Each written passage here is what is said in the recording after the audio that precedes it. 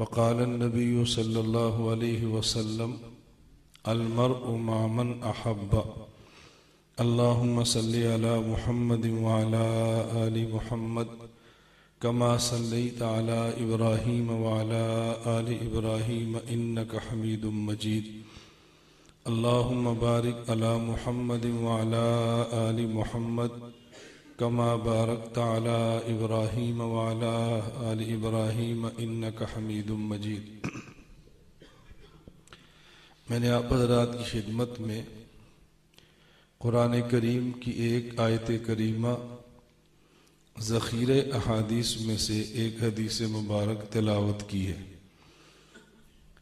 اس آیت کریمہ میں اللہ رب العزت نے ہم سب کی ایک چاہت کا حل ارشاد فرمایا ہے۔ دنیا میں کوئی ایسا شخص نہیں جو مسلمان ہونے کا دعویٰ کرتا ہو اور پھر اللہ سے محبت کی بات نہ کرتا ہو۔ دنیا میں کوئی ایسا شخص نہیں کہ جو اللہ رب العزت پر ایمان لانے کی بات کرتا ہو اور پھر اللہ سے محبت کی بات نہ کرتا ہو۔ آپ دنیا میں کسی بھی شخص سے بات کر لیں جو کسی درجے کا مسلمان ہو، نماز پڑھتا ہو یا نہ پڑھتا ہو، روزہ رکھتا ہو یا نہ رکھتا ہو، سنت کے مطابق لباس پہنتا ہو یا نہ پہنتا ہو، لیکن خود کو مسلمان کہتا ہو، وہ ضرور کہے گا کہ میں اللہ اور اللہ کے رسول سے محبت کرتا ہوں۔ قرآن کریم نے اس آیت میں اپنے پیغمبر کو فرمایا کہ ہماری طرف سے آپ امت کو سمجھائیں، شاہی اعلان آپ فرمائیں، اور یہ بات ہر ذی عقل سمجھتا ہے کہ حکومت اور سرکار جس پر اعتماد کرتی ہے اسے نمائندہ بنا کر اپنی طرف سے اعلان کرواتی ہے۔ اللہ رب العزت کا حضور اکرم صلی اللہ علیہ وسلم کو یہ فرمانا قل کہ میری طرف سے آپ اعلان فرمائیں، اس بات کی دلیل ہے کائنات میں سب سے زیادہ انسانوں میں اللہ کو اعتماد ہمارے پیغمبر کی ذات پر ہے صلی اللہ علیہ وسلم۔ فرمایا کہ آپ میری طرف سے ان کو بات سمجھائیں۔ ان کنتم تحبون اللہ، اگر تم سب اللہ سے محبت کا دعویٰ کرتے ہو۔ اس آیت کا معنی یہ نہیں ہے کہ اگر تم اللہ سے محبت کرتے ہو، بلکہ معنی یہ ہے اگر تم اللہ سے محبت کا دعویٰ کرتے ہو۔ وہ حضرات کے جن کا عربیت کا کچھ تھوڑا بہت ذوق ہے، گرامر سے ان کو مس ہے، یا ان کو قرآن پڑھنے کا شوق ہے، عربی سے محبت ہے، تو میں ان کی خدمت میں عرض کرتا ہوں قرآن کریم کو سمجھنے کے لیے صرف قرآن کے ظاہری ترجمے کو پڑھنا یہ کافی نہیں ہے۔ اس سے بہت زیادہ غلط فہمیاں پیدا ہوتی ہیں۔ ابھی جب میں سرگودا سے آپ کا فیصلہ آباد آ رہا تھا تو میرے بھی واٹس ایپ کے اندر یہ میسج محفوظ ہے، جو میں نے جواب دی وہ بھی محفوظ ہے۔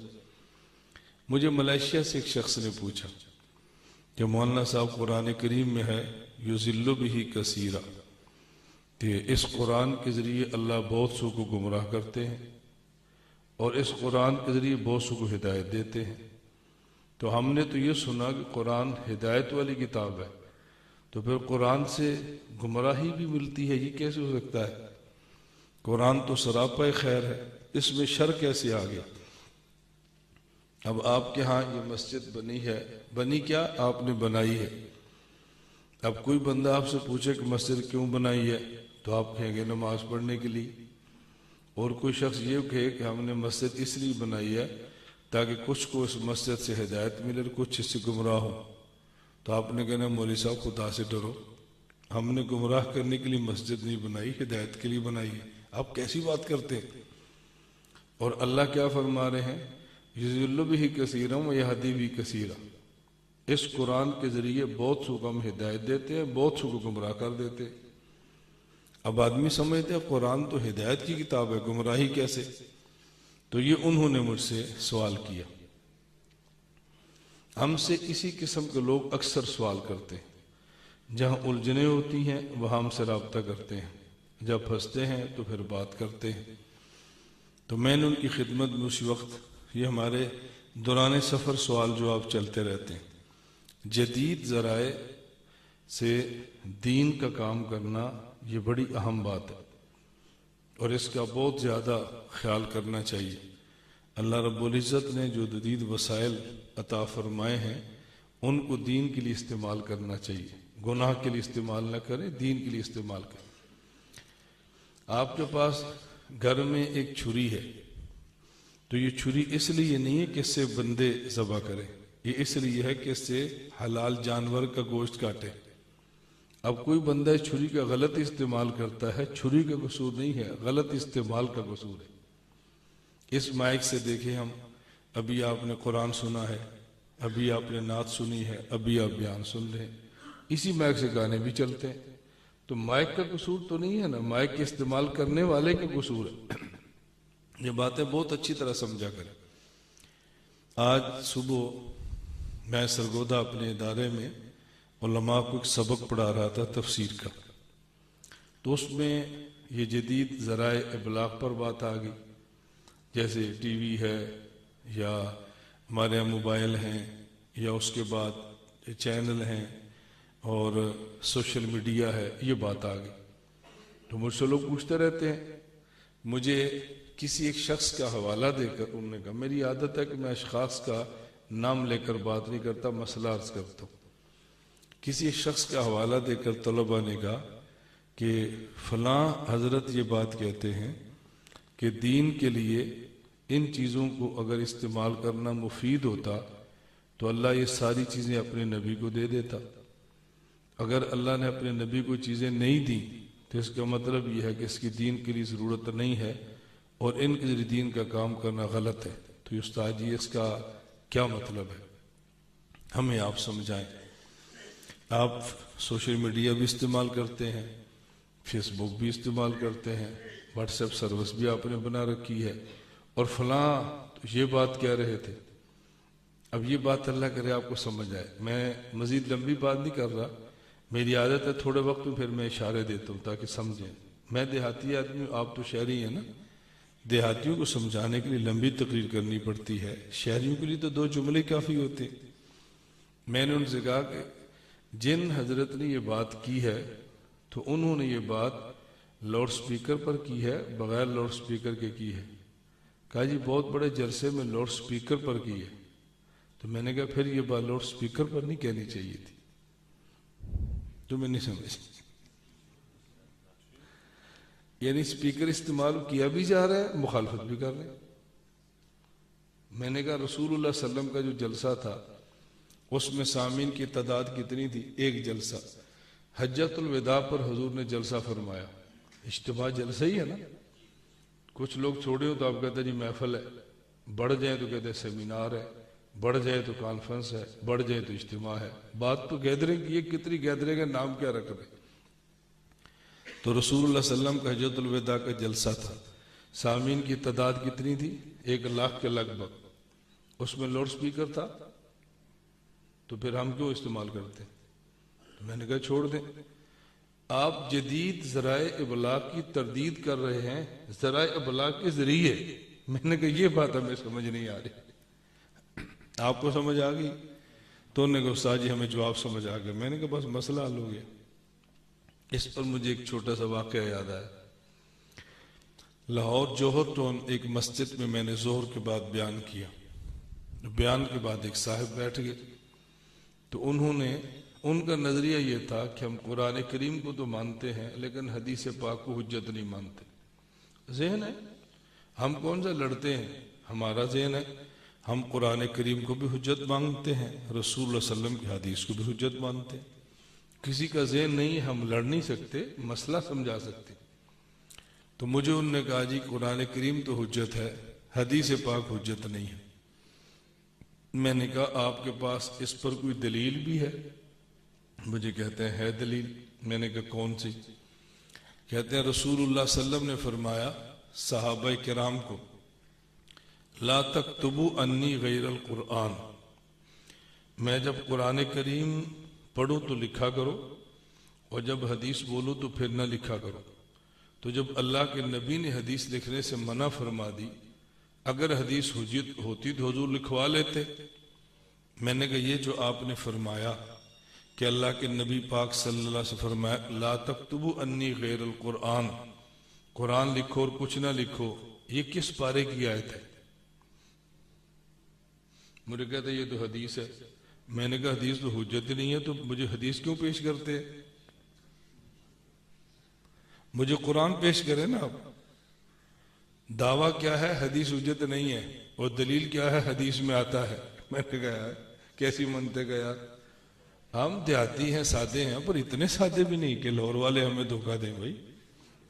اتنے بھی اب سادے رہیے، کوئی بات ہم سے دلیل سے بات کرو۔ یہ بات اچھی طرح ذہن نشین فرمائیں، ہم لوگ دلیل والے ہیں۔ یہ میں اکثر حضرات سے کہتا ہوں کہ آپ علماء دیوبند کا صحیح تعارف نہیں کرا سکے، اس لیے لوگ علماء دیوبند کے نام سے بدک جاتے ہیں۔ ہم دلیل سے بات کرنے والے ہیں، دلیل سے، اور دلیل سے بات کرنی چاہیے۔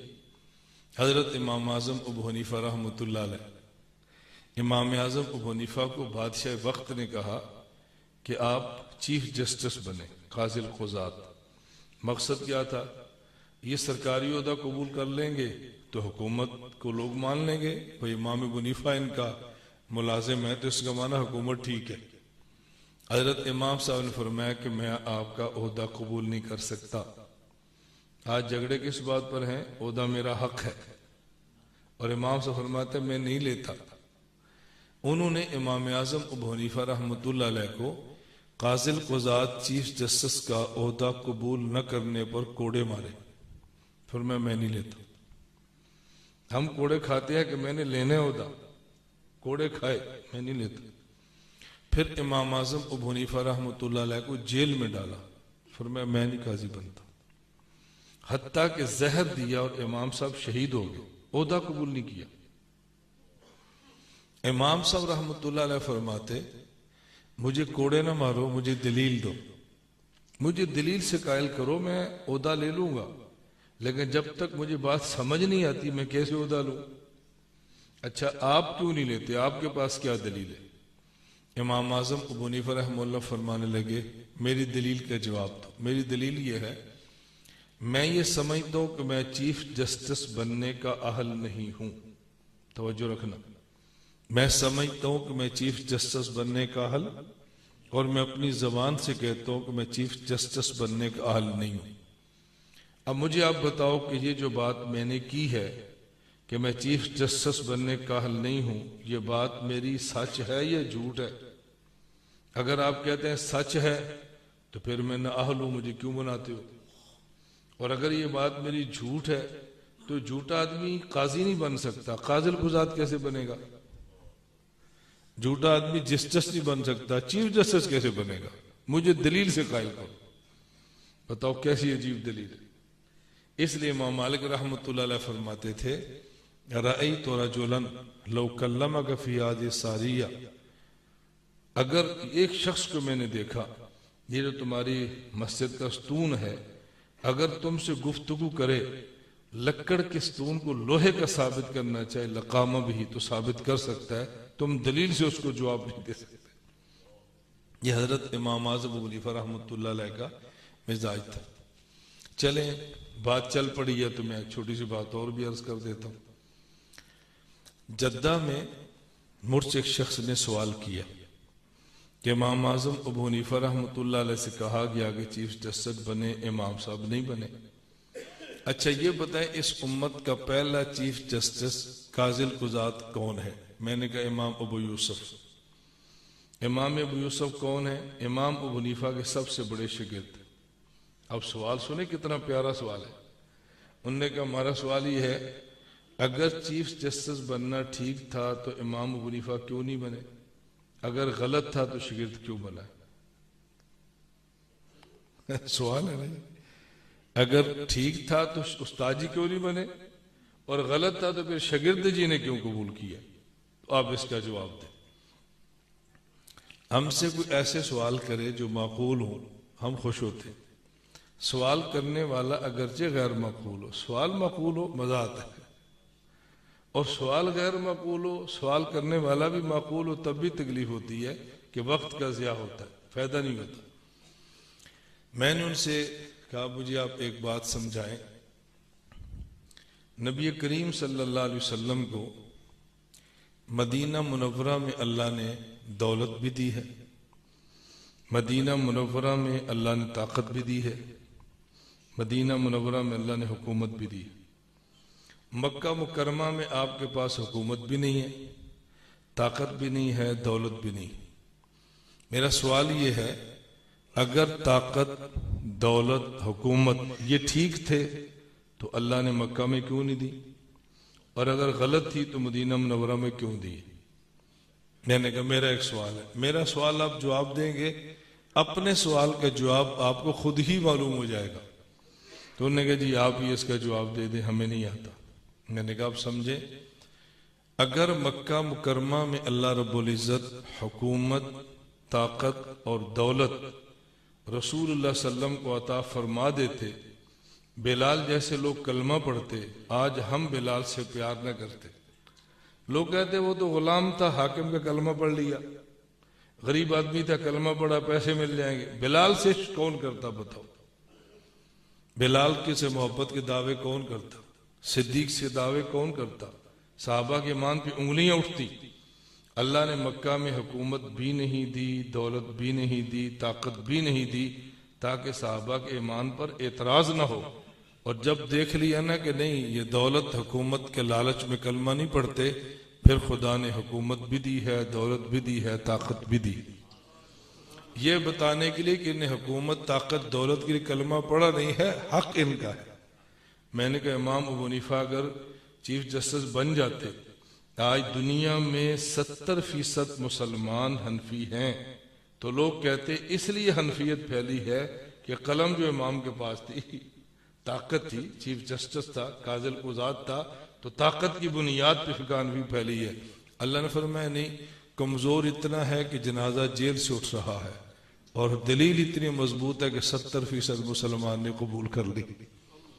تو حنفیت طاقت سے نہیں پھیلی، حنفیت دنیا میں دلیل سے پھیلی۔ اللہ ہمیں یہ باتیں سمجھنے کی توفیق عطا فرمائے۔ اپنے دلائل سمجھا کرو، اپنے دلائل پڑھا کرو۔ یہ میں بات اس لیے گزارش کر رہا ہوں کہ ہم بسا اوقات اس بات کو سمجھتے نہیں ہیں، ہمارا ذہن نہیں بنتا، اور اس پر ہم الجھن کا شکار ہوتے ہیں۔ یہ آپ کی مسجد ہے، ہماری مسجد ہے۔ میں اگر آپ سے پوچھوں کہ آپ اپنی مسجد میں کتنی نمازیں باجماعت پڑھتے ہیں؟ جی 5۔ کتنی نمازیں پڑھتے ہیں باجماعت؟ اب آپ کے امام صاحب جمعے کے دن دلیل دیں کہ نمازیں 5 فرض ہیں، تو کبھی آپ کے ذہن میں خیال آیا کہ مولانا صاحب فرقہ واریت پھیلا رہے ہیں؟ بھئی جب 5 پڑھتے ہیں تو 5 پر تو دلائل دیں گے نا، اس میں حرج کی بات کیا ہے؟ آپ تراویح کتنی پڑھتے ہیں؟ 20۔ اب مولانا صاحب رمضان شروع ہونے سے پہلے دلائل دیں بھی ہم 20 پڑھتے ہیں، یہ دلائل ہیں۔ کوئی بندہ کہتے مولانا صاحب فرقہ واری شروع کر دی، مولانا صاحب فرماتے بہن چونکہ 20 پڑھانی ہے اس لیے 20 پر دلائل دے رہے ہو تاکہ تمہیں یقین ہو جائے کہ ہم ٹھیک ہیں۔ آپ ان سے نہ لڑو، اپنی بات کرو نا۔ میں گزارش اس لیے کر رہا ہوں کہ ہمارے ہاں یہ مزاج بننا بہت ضروری ہے، ہم اپنے مسلک پر دلائل قائم کریں۔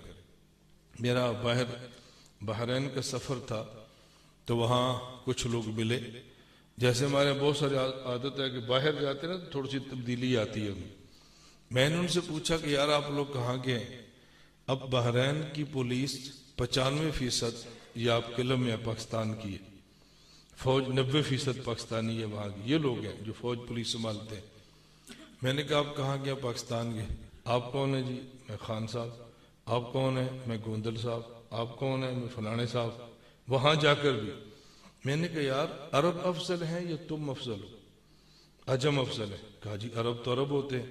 تو میں نے کہا یہاں کا عرب قوم بدل لو نا، بھئی ہم شیخ صاحب ہیں، قریشی صاحب ہیں، ہاشمی صاحب ہیں۔ اس نے کہا مولانا صاحب قومیں تو نہیں نہ بدل دے۔ تو میں نے کہا پھر مذہب ہی بدلنے والا رہ گیا۔ قوم نہیں بدلتے، غیرت ہے، اور مذہب بدل لیا تمہاری غیرت کہاں چلی گئی؟ جس طرح آپ قوم نہیں بدلتے، غیرت کا تقاضا ہے کہ انسان مذہب بھی نہ بدلے، دلیل پر اپنے مذہب پر قائم رہے۔ خیر بات لمبی ہوگی، جو بات میں سمجھا رہا تھا۔ اذان کتنے بجے عشاء کی؟ 7 بجے اذان ہے، 6:45 اذان ہے، ٹھیک۔ ہم انشاءاللہ آپ کو 6:45 سے پہلے فارغ کر دیں گے انشاءاللہ، ثم انشاءاللہ۔ میں خیر عرض کر رہا تھا کہ آپ بات اچھی طرح سمجھیں، کیونکہ آپ نے مسلم ٹاؤن میں رہنا ہے اور میں نے اسلام آباد جانا ہے۔ یہ اسلام ٹاؤن ہے، وہ اسلام آباد ہے، تو کچھ گھنٹوں کا فرق ہے، تو دھند بھی ہے، سردی بھی ہے، میرا سفر ہے، میرا بھی چاہتا ہے کہ جلدی فارغ ہوں، اس میں آپ کا بھی نفع ہے، ہمارا بھی فائدہ ہے۔ ہم اس لیے عموماً مغرب کے بعد بیان رکھتے ہیں، مغرب کو رکھیں، عشاء کو فارغ کر دیں تاکہ زیادہ وقت آپ کا لگے نہ۔ قل ان کنتم تحبون اللہ، میں بات سمجھا رہا تھا کہ جس شخص کا قرآن سے تعلق ہے، عربیت صرف لفظوں سے قرآن پہ غور نہ کیا کرو، صرف کیونکہ یہ لفظ ہے، اس کے عربی میں معنی یہ ہے، لہذا مطلب یہ ہوگا، اس سے نقصان ہوتا ہے۔ اس پر میں صرف چھوٹی سی بات سنانے لگا ہوں، سمجھ آ جائے تو بہت اچھا، نہ بھی سمجھ آئے تو آپ کا ذہن بنے کہ بھی قرآن کریم سمجھنے کے لیے صرف لفظی ترجمے کافی نہیں ہوتے، تھوڑی سی محنت دائیں بائیں بھی کرنا پڑتی ہے۔ قرآن کریم میں اور عرب ضابطے کے مطابق کبھی قرآن کریم کا جو لفظ بولتے ہیں نا، اس لفظ کا وہی معنی مراد ہوتا ہے جو آپ کو نظر آ رہا ہوتا ہے، وہی معنی ہوتا ہے۔ الحمدللہ رب العالمین، حمد کا معنی وہی ہے جو آپ دیکھ رہے ہیں، رب کا معنی وہی ہے جو دیکھ رہے ہیں، عالمین کا معنی وہی ہے جو آپ کو بظاہر محسوس ہو رہا ہے۔ اور کبھی عربی زبان میں عربی کا لفظ بولتے ہیں اور وہاں اس فعل کا معنی مراد نہیں ہوتا، یاد رکھنا، اس فعل کا ارادہ مراد ہوتا ہے، ارادہ فعل۔ علماء سمجھتے ہیں یا ایھا الذین آمنوا اذا قمتم الی الصلاۃ فاغسلوا وجوہکم، لفظی ترجمہ کیا ہے؟ جب تم نماز کے لیے کھڑے ہونے لگو تو وضو کرو۔ اب بتاؤ، جب نماز کے لیے کھڑے ہوتے ہیں پھر وضو کرتے ہیں؟ وضو کر کے کھڑے ہوتے ہیں یا جب کھڑے ہونے لگے پھر وضو کرتے ہیں؟ اب یہاں آیت کا معنی یہ نہیں ہے کہ جب نماز کے لیے کھڑے ہونے لگو تو وضو کرو، یہاں قیام سے مراد ہے ارادہ قیام۔ جب تم نماز کے لیے کھڑے ہونے کا ارادہ کرو، نماز پڑھنے کا ارادہ کرو تو وضو کر لیا کرو۔ اب یہ نہیں جب نماز پڑھنے لگو تو وضو کرو، جب نماز پڑھنے کا ارادہ کرو تو وضو کر لیا کرو، تو یہاں قیام مراد نہیں ہے، ارادہ قیام مراد ہے۔ اسی طرح کبھی لفظ بولتے ہیں تو اس فعل کا لغوی معنی نہیں مراد ہوتا، دعوی فعل مراد ہوتا ہے، دعوی فعل۔ قرآن کریم میں ہے قد افلح من تزکا، وہ شخص کامیاب ہو گیا جس نے اپنی اصلاح کر لی۔ قد افلح من زکاہا، وہ شخص کامیاب ہو گیا جس نے اپنے نفس کا تزکیہ کر لیا۔ ادھر قرآن کہتا ہے فلا تزکوا انفسکم، فلا تزکوا انفسکم۔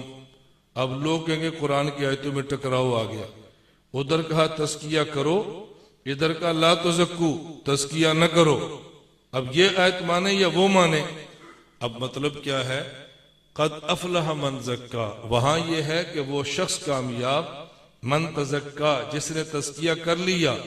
یا فلا تزکو میں تزکیہ مراد نہیں ہے، تزکیہ کا دعویٰ ہے کہ تم نے اپنے نفس کی اصلاح کرنی ہے، لیکن اصلاح کا دعویٰ نہیں کرنا کہ میں نے اپنی اصلاح کر لی ہے، یہ دعوے نہ کرنا۔ تو یہ دعوی تزکیہ کی نفی ہے۔ اب دیکھو قرآن سمجھ آ گیا۔ اسی طرح یہاں پر اللہ فرماتے ہیں قل ان کنتم تحبون اللہ فاتبعونی، میرے پیغمبر آپ ان کو فرماؤ، یعنی اگر تم اللہ سے محبت کرتے ہو، ان کو یہ بات سمجھاؤ، اگر اللہ کے ساتھ محبت کا دعویٰ کرتے ہو، ان کنتم تحبون اللہ، اگر تم محبت کے دعوے کرتے ہو تو ہم دیکھتے ہیں تم اس دعوے میں سچے ہو یا اس دعوے میں جھوٹے ہو۔ تمہارا دعویٰ محبت غلط ہے، یہ دعویٰ محبت صادق ہے، اس کی طریقہ یہ ہے فاتبعونی، آپ ان سے اعلان کرو اگر اللہ سے محبت کا دعویٰ ہے تو مجھ محمد کی اتباع کرو۔ جو اتباع محمد کرتا ہے وہ دعویٰ محبت الہ میں سچا ہے، اور جو اتباع محمد نہیں کرتا وہ دعوی محبت الہ میں جھوٹا ہے۔ باتیں بہت ساری کہنے والی ہیں، میں شارٹ کٹ بات کہہ رہا ہوں۔ اب ایک بات پہ آپ کو تعجب ہوگا، استاذ درسگاہ میں شاگرد کو کہتا ہے میرا شاگرد ہے نا تو میری بات مان، ماں کہتی ہے میرا بیٹا ہے نا تو میری بات مان، باپ کہتا ہے اگر مجھے پیو سمجھنا ہے تو میری گل بھی مان، دوست کہتا ہے اگر مجھ سے دوستی ہے تو پھر میری بات بھی مان۔ اللہ پاک یہ نہیں فرما رہے، فرماتے ہیں مجھ سے محبت کا دعویٰ ہے تو یہ نہیں فرمایا میری اتباع کرو، فرمایا مجھ سے محبت کا دعویٰ ہے تو میرے محمد کی اتباع کرو صلی اللہ علیہ وسلم۔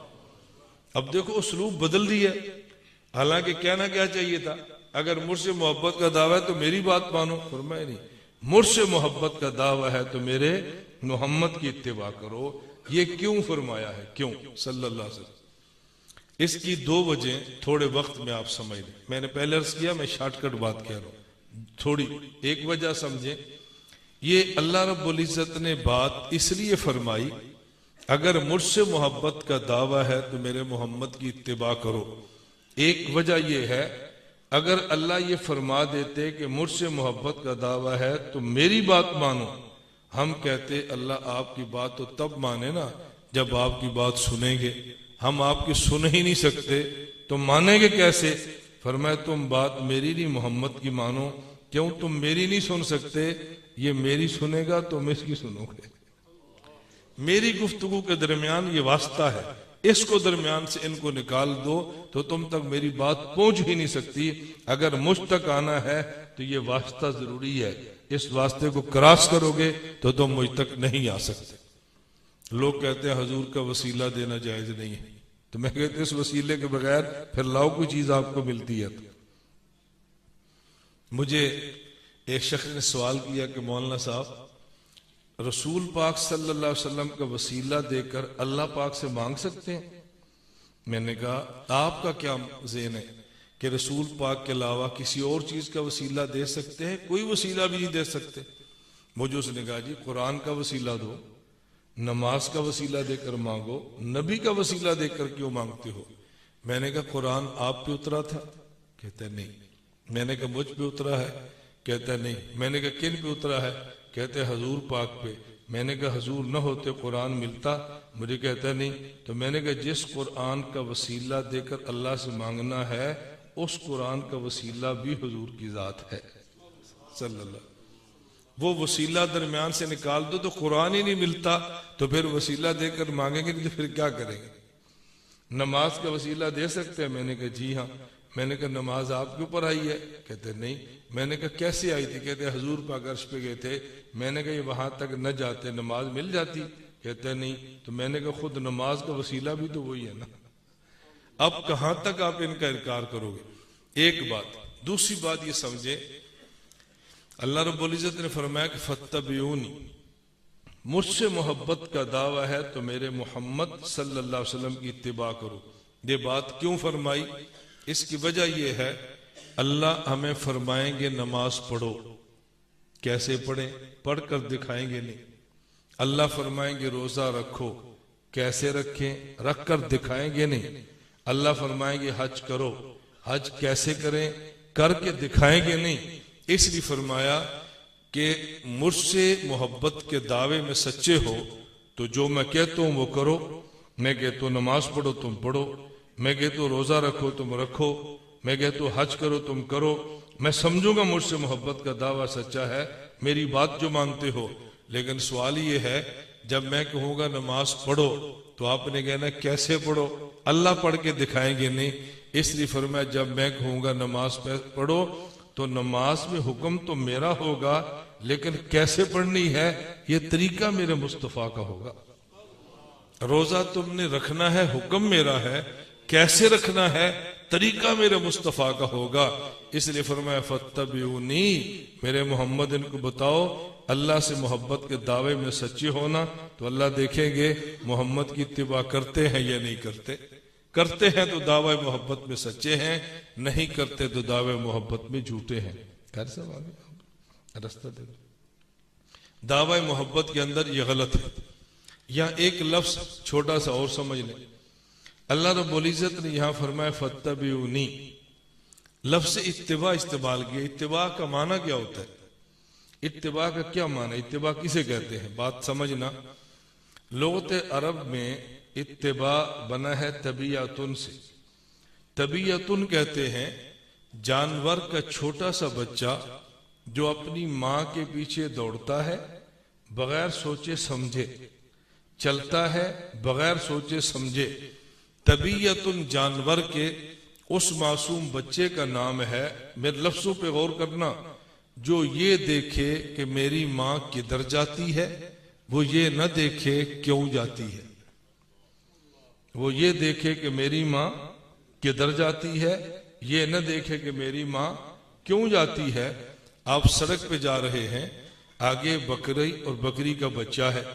اب بچہ ادھر جاتا ہے جدھر بکری جاتی ہے، کھیت کی طرف جائے تو ادھر دوڑتا ہے، سڑک کی طرف آئے تو ادھر آتا ہے. کبھی بچہ اس بکری کے پیچھے دوڑتا ہے، گاڑی لگتی ہے، بکری بھی ختم ہو جاتی ہے، ساتھ بچہ بھی ختم ہو جاتا ہے.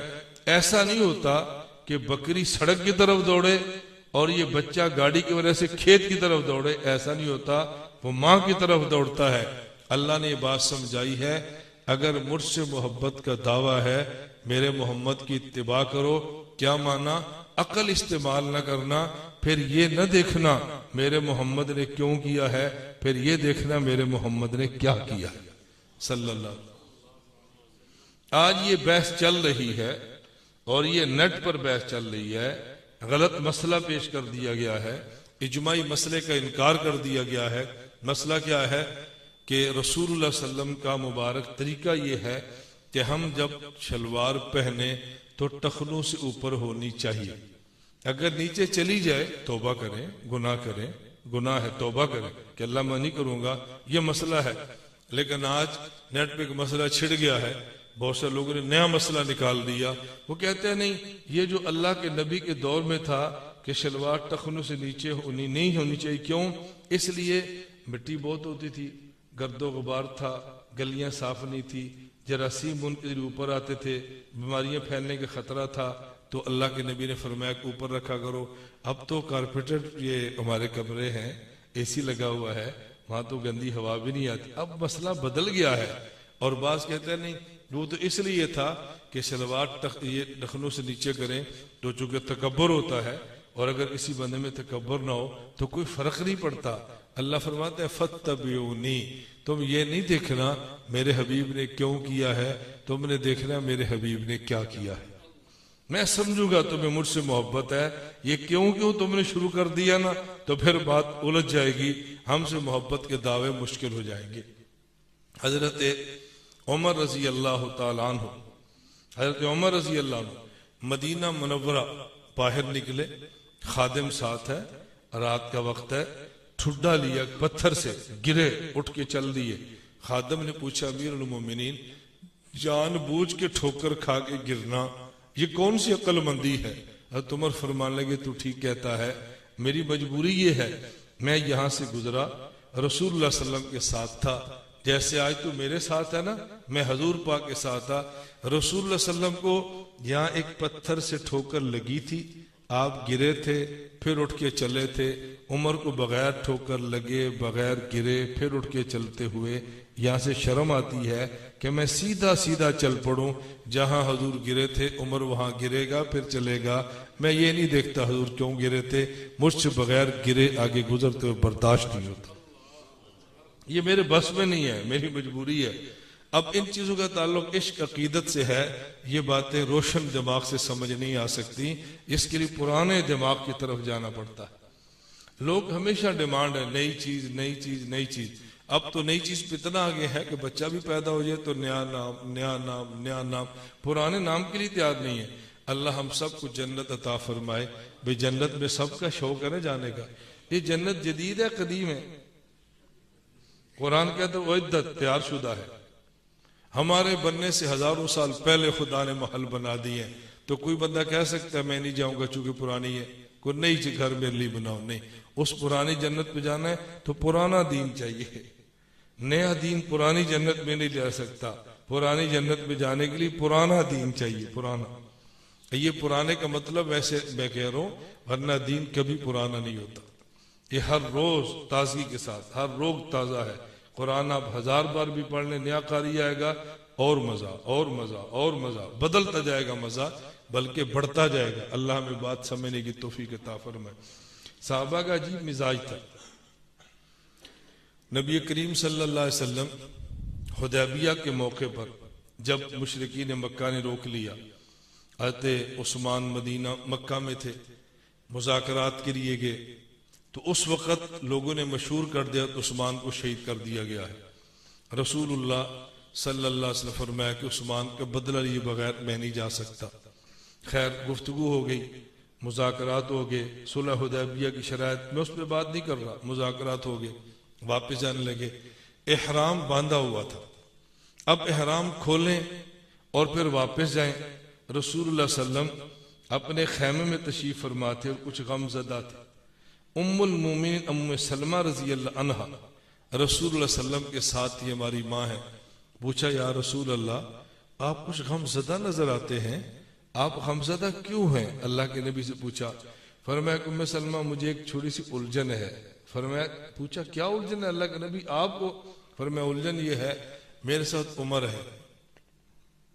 نہیں سمجھے؟ میرے ساتھ عمر ہے، یہ قریشی ہے، سردار ہے، سامنے اس کے شریک ہے، میں آج کی زبان میں کہہ رہا ہوں شریک ہے، برادری ہے۔ میں عمر سے کہہ رہا ہوں کہ وہ مکے والے قریشی نہیں مانتے، احرام اتارو واپس جانا ہے۔ عمر میری بات تو مانے گا لیکن مشکل بہت ہے، میں سوچ رہا ہوں کیسے قاہر کروں۔ اور بھی میرے ساتھ قریشی صحابہ ہیں، ہاشمی ہیں، یہ لوگ میں کیسے ان کو سمجھاؤں احرام اتار دو؟ میری بات تو مانیں گے لیکن میں تھوڑا سا الجھن میں کیسا طریقہ اختیار کروں کہ ان کو احرام کھولنے میں دقت محسوس نہ ہو، خوشی سے اتار دیں۔ ام سلمہ نے کہا یا رسول اللہ یہ بھی کوئی مسئلہ ہے؟ فرمایا ہاں کیا کروں؟ انہوں نے کہا حضور آپ انہیں کچھ بھی نہ کہیں، آپ نہ کو احرام کھولو، آپ نہ کو قصر کراؤ، کچھ نہ کو، بس آپ خیمے سے باہر تشریف لے جائیں اور کسی سے کہہ دو آپ کی زلفوں کا قصر کر دے، یہ آپ کے عاشق ہے، کہنے کی ضرورت ہی نہیں ہے۔ نبی پاک صلی اللہ علیہ وسلم خیمے سے باہر نکلے، فرمایا او بھی میرا قصر کرو کیونکہ میں نے احرام اتارنا ہے۔ ادھر کینچی آئی ہے، سب صحابہ شروع ہو گئے، بے حضور پاک شروع تو ہم کیوں نہ کریں۔ یہ تھے فاتبعونی ان کنتم تحبون اللہ فاتبعونی، اگر اللہ سے محبت کا دعویٰ ہے میرے محمد کی اتباع کرو، میرے محمد کی اتباع کرو، بس پھر کیا ہوگا؟ یحببکم اللہ، فرمایا تم تو دعوے کر رہے ہو نا، میں اللہ تم سے محبت کے اعلان کروں گا، میں تم سے اللہ، اور جس سے اللہ محبت کرتا ہے ان الذین آمنوا وعملوا الصالحات سیجعل لهم الرحمن ودا، قرآن کریم میں ہے اللہ جبریل کو آسمانوں پہ فرماتے ہیں مجھے فلاں سے محبت ہے، پھر جبریل فرشتوں میں اعلان کرتے ہیں، فرشتے زمین پہ اعلان کرتے ہیں۔ جب انسان حضور کی سچی اتباع شروع کرتا ہے تو پھر کائنات کا ہر فرد اس سے پیار شروع کر دیتا ہے۔ آپ کے ذہن میں ایک اس پر بھی الجھن آئے گی کہ نیک لوگوں سے پیار ہوتا ہے، بہت سے لوگ تو پیار نہیں کرتے، نیک لوگوں کو پتھر مارتے ہیں، مسجدوں سے نکالتے ہیں، بہت کرتے ہیں۔ تو قرآن کی اس آیت کا معنی کیا ہے کہ اس سے ہر بندہ پیار کرتا ہے؟ اس کا جواب ذہن نشین فرما لو، یہ مفسر لکھا ہے مدارک میں، علامہ نسوی نے لکھا ہے، فرمایا اس کا معنی یہ ہے کہ جو ابرار ہوں گے وہ اس سے پیار کریں گے، اور جو فجار ہوں گے ان کے دل میں اس کی ہیبت بیٹھ جائے گی، ان کی ہیبت ان کے دل میں بیٹھ جائے گی ان کے تقوی کی وجہ سے۔ فرمایا کہ میرے پیغمبر اعلان کرو اگر اللہ سے محبت کا دعویٰ ہے تو پھر تم حضور کی اتباع کرو، اللہ تم سے محبت کرے گا۔ اب اس پر بندے کے ذہن میں آتا ہے اللہ آپ کی شرط بڑی سخت ہے، بڑی سخت شرط ہے، اتنی سخت شرط تو ہمارے بس میں نہیں ہے۔ کیا شرط ہے؟ کہ تم حضور کی سچی اور کامل اتباع کرو، اللہ تم سے پیار کرے گا۔ میں تو دعویٰ نہیں کر سکتا میں حضور کی کامل اتباع کرتا ہوں، آپ دعویٰ فرما سکتے ہو تو مجھے نہیں پتا، میں نہیں کر سکتا۔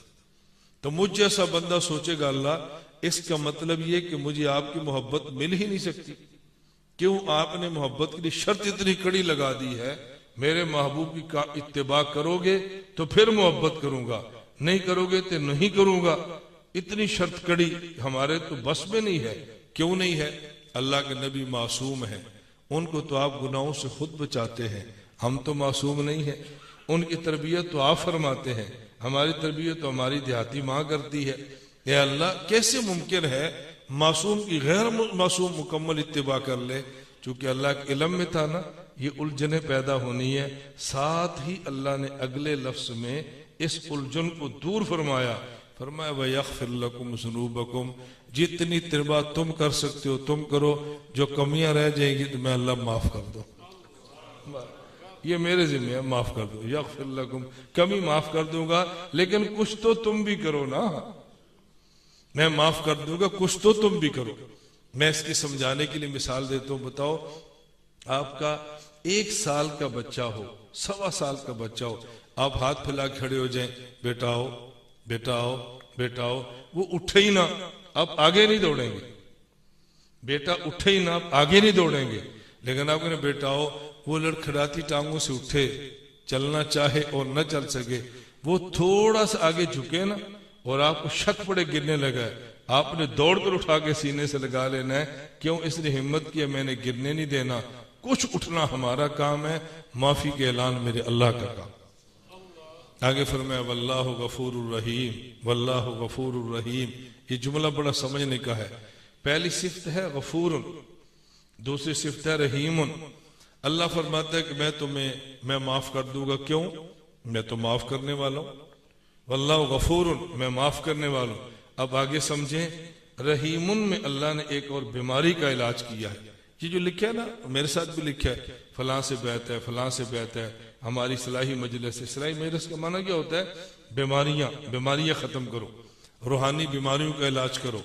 طریقت اور شیخ اور بیعت کا معنی ہی ہوتا ہے بیماریاں ختم کرو، علاج کراؤ آپ نے۔ اگلی بیماری ہے رحیم کہہ کر اللہ پاک نے ایک بیماری کا علاج فرمایا ہے، آپ کو اندازہ ہو کتنے عجیب علاج فرمایا ہے۔ غفور الرحیم، فرمایا اللہ معاف کرنے والا ہے، میں معاف کرتا ہوں، کیوں؟ میں معاف کرنے والا ہوں۔ کہ بندے کے ذہن میں یہ بات بیٹھ نہ جائے، کہ اکڑنا نہ شروع کر دے، میں نے نماز پڑھی ہے اللہ معاف تو کریں گے، روزہ رکھا ہے معاف تو کریں گے، میں نے زکوٰۃ تو دے دی ہے اللہ معاف تو کریں گے، صدقۃ الفطر تو دی ہے اللہ معاف تو کریں گے، تہجد تو پڑھے ہیں اللہ معاف تو کریں گے، میں تو سارے حق ادا کرتا ہوں اللہ معاف کریں گے۔ فرمایا غفور، معاف کروں گا، کیوں؟ علماء لکھتے ہیں یاد رکھنا، ایک غفور ایک رحیم، یہ دونوں اللہ کی صفتیں ہیں۔ قرآن کریم میں کئی مقامات پہ اللہ جب 2 صفتیں اکٹھی ذکر کریں، پہلی صفت دعویٰ ہوتا ہے، دوسری اس کی دلیل ہوتی ہے۔ غفور دعویٰ ہے، رحیم دلیل ہے۔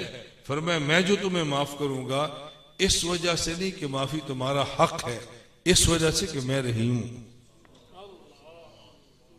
میں جو تمہیں معاف کروں اس وجہ سے نہیں کہ تمہارا حق ہے، اس وجہ سے لأنی رحیم، میں رحیم ہوں، اپنی رحمت سے معاف کر دیتا ہوں، حق تمہارا نہیں ہے، اس پر نہ ناچنا کہ میرا حق ہے، خدا نے مجھے معاف کیا ہے۔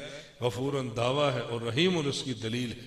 اب دیکھو قرآن کتنا پیارا ہے، لیکن یہ قرآن سمجھ تو تب آئے گا نا جب ان سے سمجھیں کہ جو قرآن والے ہیں، ان سے سمجھیں جو 14 سال مدرسوں کی چٹائیوں پہ بیٹھ کے قرآن کریم پڑھتے ہیں، مزہ تو پھر ہی قرآن کا آتا ہے۔ ہمارے ہاں بہت ساری باتیں ایسی ہیں، چلے میں انشاءاللہ پھر کسی مجلس میں عرض کروں گا، اللہ میں بات سمجھنے کی توفیق عطا فرمائے۔ ہمارے پورے بیان کا خلاصہ کیا ہے؟ بس وہ 2 لفظوں میں یاد رکھ لیں، اگر اللہ کی محبت چاہتے ہیں تو اس کا طریقہ صرف ایک ہے، اتباع مصطفیٰ صلی اللہ علیہ وسلم، اس کے علاوہ دوسرا دنیا میں کوئی طریقہ نہیں ہے، کوئی دنیا میں طریقہ نہیں۔ میں اپنا عقیدہ، اپنا نظریہ پیش کرتا ہوں، اللہ کی قسم اٹھا کے، ہمارے ہاں نماز عبادت نہیں ہے، روزہ عبادت نہیں ہے، حج عبادت نہیں ہے، ہمارے ہاں ادائے پیغمبر عبادت ہے۔ اگر اس طرز پہ نماز ہو تو عبادت بنتی ہے، حضور کی ادا نہ ہو تو نماز بھی عبادت نہیں بنتی۔ میں 2 لفظوں میں بات یوں سمجھاتا ہوں کہ اگر سنت کے خلاف بیت اللہ آئیں تو بھی غلط، اور سنت کے مطابق بیت الخلاء جائیں تو بھی ٹھیک۔ اب اس کو دوسرے لفظ میں ہم یوں کہہ سکتے ہیں کہ سنت کے مطابق بیت الخلاء جانا خلاف سنت بیت اللہ جانے سے افضل ہے۔ کوئی آدمی مسجد میں آئے اور حالت جنابت میں آئے، ثواب ہوگا گناہ ہوگا؟ تو مسجد میں آ رہے نا، گناہ کیوں ہوگا؟ کیوں؟ یہ حضور کا طریقہ نہیں ہے، پیغمبر کا طریقہ ہے پاک جسم سے آؤ، ہم ناپاک سے آئے۔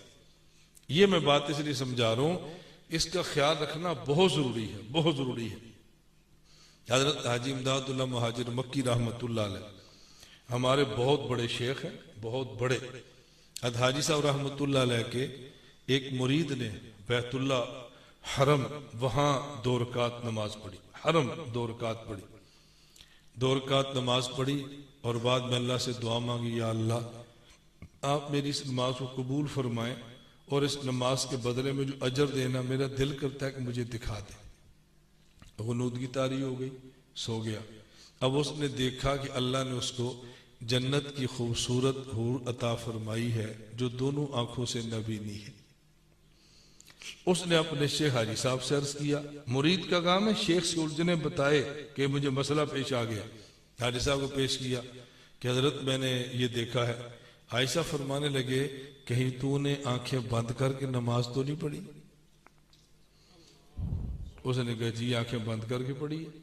فرمایا اس لیے تجھے نبینی حور خدا نے دکھائی ہے۔ اس نے کہا تو میں نے تو آنکھیں بند کر کے اس لیے پڑھی ہے، آنکھیں کھول کے پڑھتا ہوں تو خیالات بہت آتے ہیں، تو میں نے خیالات سے بچنے کے لیے آنکھیں بند کر لی۔ حاجی صاحب فرمانے لگے وہ نماز جو وساوس والی ہو، خیالات والی ہو اور سنت کے مطابق ہو، اس نماز سے بہتر ہے کہ جس میں وساوس نہ ہو لیکن نماز خلاف سنت، وساوس والی ہو سنت کے مطابق ہو، اس نماز سے بہتر ہے کہ جو وساوس تو نہ ہو نماز خلاف سنت ہو۔ اس لیے ہم پابند ہیں رسول اللہ صلی اللہ علیہ وسلم کی مبارک سنت کے۔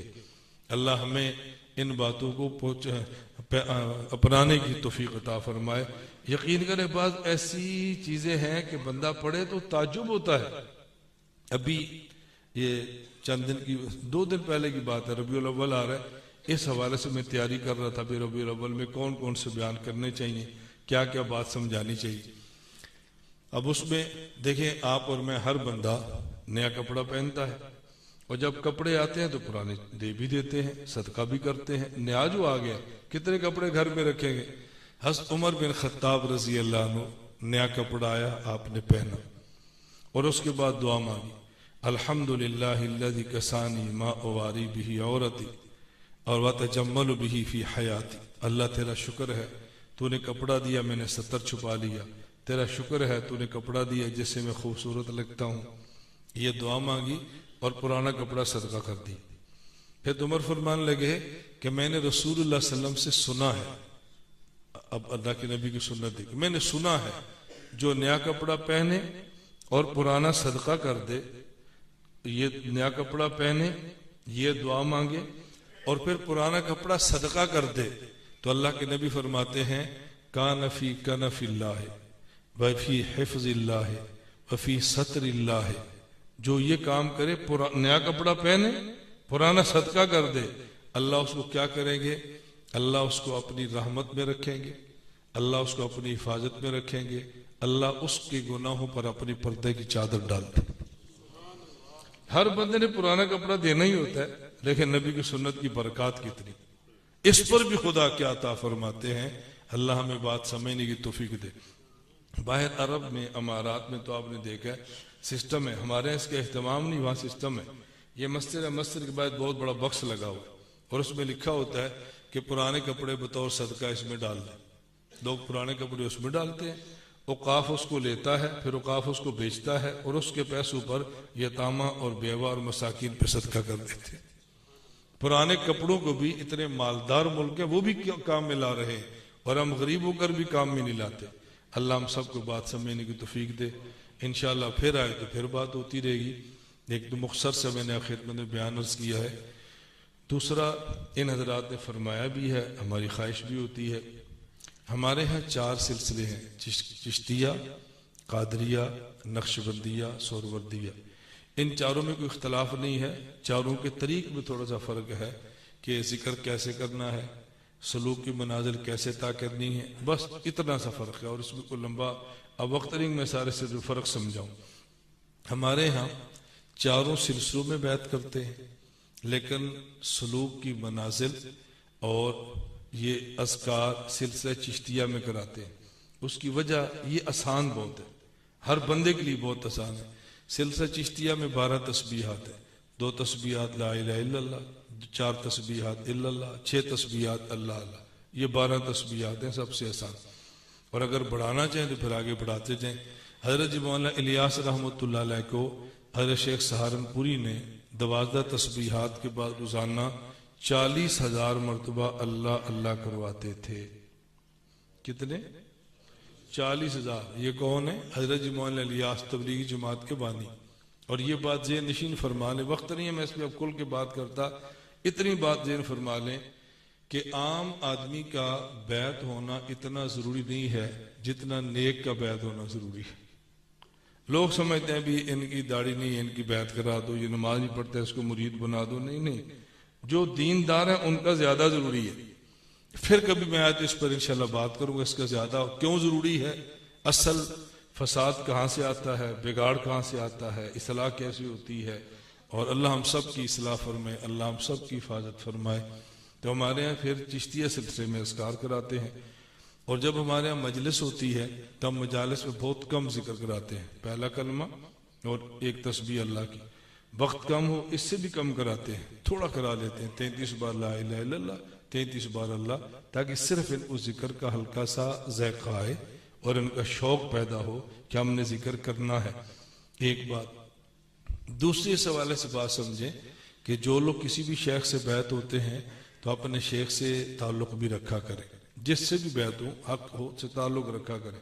عموماً ہم تعلق نہیں رکھتے اور پابندی بھی نہیں کرتے، اصلاحی خط بھی نہیں لکھتے، پوچھتے بھی نہیں ہیں، پھر اصلاح ہوتی نہیں، اور کھاتے شیخ کے ڈالتے ہیں۔ 10 سال سے بیعت ہو تو فرق ہی نہیں پڑا۔ کوئی آدمی کسی ڈاکٹر کے پاس 10 سال سے جا رہا ہو، نہ اپنا مرض بتائے نہ اس کی دوا استعمال کرے، تو بیماری کیسے ٹھیک ہوگی؟ ڈاکٹر کا قصور تو نہیں ہوتا نا، اس لیے ضروری ہوتا ہے کہ شیخ کو بیماری بتائے۔ ہمارے الجھن کیا ہوتی ہے، میں گناہ کرتا ہوں، میں نے شیخ کو بتا دیا تو مجھ سے نفرت کرے گا۔ جو مرید کا گناہ دیکھ کر مرید سے نفرت کرے، خدا کی قسم وہ شیخ بننے کے قابل ہی نہیں ہے، وہ شیخ بننے کے قابل نہیں۔ ہمارے حضرت شاہ کی مختر نور اللہ مرقدو فرماتے کہ اگر ماں کا چھوٹا بچہ 6 ماہ اور سال کا وہ اپنے پاجامے میں، اپنی شلوار میں وہ اگر پخانہ کر دے، ماں کو پتہ چل جائے تو ماں نفرت نہیں کرتی، پخانہ صاف کر کے بچے کو ٹھیک کرتی ہے۔ شیخ کو مرید کے گناہ کا پتہ چلے، مرید سے نفرت نہیں کرتا، گناہ سے صاف کر کے مرید کو پاک کرتا ہے۔ تو کم از کم شیخ کو ماں کی طرح ہی سمجھ لو تو پھر بھی بندہ کھل کے بتا دیتا ہے۔ کوئی ڈاکٹر کے پاس جائے، کبھی ڈاکٹر نفرت نہیں کرتا، اوہ تیری بیماری ہے تو میرے پاس آ گیا، وہ کہتا ہے بہت اچھا آپ ٹائم پر آ گیا ورنہ پھوڑا آپ کا پھٹ جاتا۔ تو کوئی بندہ کہتا ہے میں ڈاکٹر کو اگر کہا دیا پھوڑا تو ڈاکٹر نفرت کرے گا، نفرت نہیں کرے گا، ترس کھائے گا۔ تو جب گناہ کا پتہ چلے تو شیخ نفرت نہیں کرتا، ترس کھاتا ہے اور خدا سے مانگتا ہے اللہ اس کی اصلاح فرما دے۔ میں یہ بات اس لیے کرتا ہوں، اور میں آخری بات اس حوالے سے کہتا ہوں، ہمارے حضرت فرماتے تھے کہ لوگ بیعت ہونے کے لیے سوچتے ہیں کہ پیر بڑا ہو، بڑا نہیں ہو، یہ دیکھا کرو اس سے استفادہ ہو اور آپ کے مزاج کا ہو، یہ 2 شرطیں ضروری ہیں، استفادہ اور مزاج کا۔ اس کی مثال دیتے کہ جیسے کوئی آدمی بیمار ہو اور اس کو خون بلڈ چاہیے تو یہ نہیں دیکھتے کہ بڑے آدمی کا بلڈ لینا ہے، یہ دیکھتے ہیں کہ بلڈ گروپ جس کا ملتا ہے اس کا لینا ہے۔ تو بلڈ گروپ دیکھتے ہیں، بڑا بندہ نہیں دیکھتے۔ لیکن یہاں چونکہ اصلاح نہیں کرانی ہوتی، اس لیے ہم تلاش کرتے ہیں ایسا بڑا پیر ہو کہ جس سے رابطہ نہ ہو، خوش بھی ہو جائیں بڑے پیر کے مرید ہیں اور اصلاح بھی نہ کرانی پڑے، نفس خوش بھی ہوتا رہے اور کام بھی چلتا رہے۔ اللہ ہم سب کی اصلاح فرمائے۔ تو مختصر سا ذکر فرما لیں، اس کو بعد مختصر سا ذکر فرما لیں، پھر اس میں جو ساتھی بیعت کی کوئی ساتھی بیعت کرنا چاہتے ہیں۔ ہمارے ہر انگریزی ماہ کی پہلی جمعرات مغرب سے عشاء پہ الحمدللہ تعالیٰ جو ساتھی فیصل آباد سے جاتے ہیں ان کے علم میں ہے کہ ہمارا کتنا بڑا خانقاہ اجتماع ہوتا ہے ہر مہینے کی پہلی جمعرات۔ تو جو بیعت کرنا چاہتے ہیں تھوڑا سا ذکر کر لیں، اس کے بعد پھر بیعت کر لیں۔ پہلے دروشی پڑھ لیں، ہم مختصر سا پڑھیں گے لا الہ الا اللہ، اور اس کے بعد اللہ۔ جب لا الہ الا اللہ پڑھیں تو لا الہ کہتے وقت تصور سے کریں اپنے دل سے غیر اللہ کی نفی کرتا ہوں، اور جب الا اللہ کہیں تصور کریں دل میں اللہ کی محبت کو لاتا ہوں، اور جب اللہ کہیں اس وقت یہ تصور کریں میں زبان سے بھی اللہ کہتا ہوں، میرا دل بھی اللہ کہتا ہے۔ تصور کریں گے تو آپ خود محسوس ہوگا کہ دل سے اللہ نکلتا ہے کہ نکلتا۔ اللہ ہم سب کو توفیق عطا فرمائے۔ درود پاک پڑھ لیں۔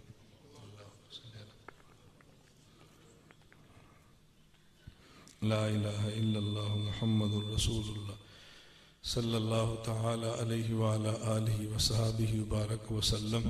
اللہ کا نام لیتے ہوئے جھجک سے کام نہ لیا کرے۔ بعض لوگ ذکر کی مجلس میں بیٹھتے ہیں اور ان کو لا الہ الا اللہ کہتے ہوئے شرم محسوس ہوتی ہے، چونکہ کبھی کیا نہیں ہوتا، ذوق نہیں بنا ہوتا، تعجب ہوتا ہے۔ تو اللہ کا نام بھی لینا اور پھر بھی جھجکنا، بتاؤ کس کا نام شوق سے لوگ؟ خدا کا نام بھی شوق سے نہیں لینا تھا، اس لیے جھجکا نہ کرے۔ لا الہ الا اللہ محمد الرسول اللہ صلی اللہ تعالی علیہ وعلا آلہ وصحابہ وبارک وسلم۔